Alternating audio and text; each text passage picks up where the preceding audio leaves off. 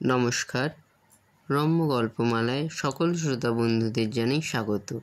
আপনাদের সাথে আমি রম্য মাইতি আজ পরিবেশন করতে চলেছি প্রখ্যাত কবি ও সাহিত্যিক সুকুমার রায়ের লেখা কবিতা শ্রাবণী।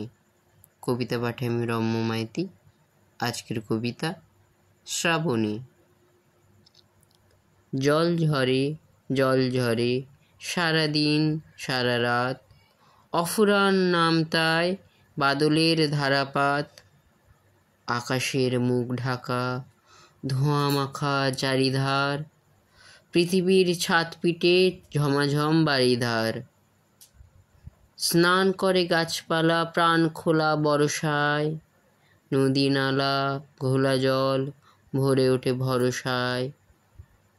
উৎসব ঘনঘোর উন্মাদ শ্রাবণের, শেষ নাই বর্ষার প্লাবনের।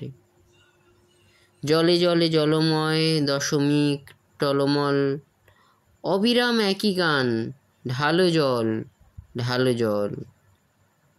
ধুয়ে যায় যত তাপ জ্বর গ্রীষ্মের, ধুয়ে যায় রৌদ্রের স্মৃতিটুকু বিশ্বের। শুধু যেন বাজে কোথা নিঝুম ধুক ধুক, ধরণীর আশা ভয় ধরণীর সুখ দুঃখ। কেমন লাগলো আজকের কবিতা? কমেন্ট বক্সে অবশ্যই লিখে জানান। কবিতাটি ভালো লাগলে লাইক এবং শেয়ার করতে ভুলবেন না।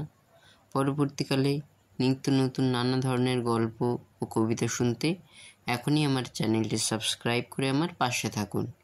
ধন্যবাদ।